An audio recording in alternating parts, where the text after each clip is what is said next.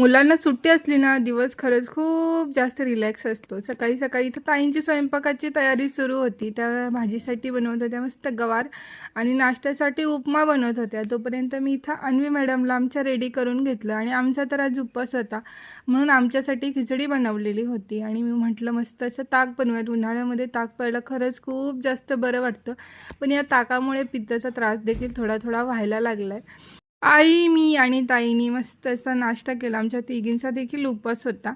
त्यानंतर भाजीवाला आलेला होता. भाज्या घेतलेल्या होत्या. म्हटलं चला पटकन सेपरेट करून ठेवूयात सगळ्या, म्हणून मी इथं भेंडी, मिरची आणि गवार सगळं व्यवस्थित सेपरेट काढून ठेवलं.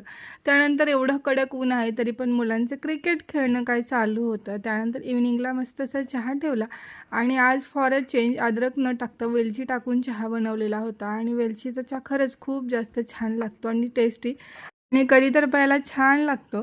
त्यानंतर आम्हाला जायचं होतं आज इव्हनिंगला वॉक करण्यासाठी. वॉक करायला गेलेलो होतो आणि खूप छान सनसेट झालेलं होतं. हे दृश्य खूप छान दिसत होतं आणि गरमी एवढी वाढली पण इव्हनिंगच्या वेळेला मस्त असं वारं सुटलेलं होतं. तर चला, असं होतं आजचा व्लॉग.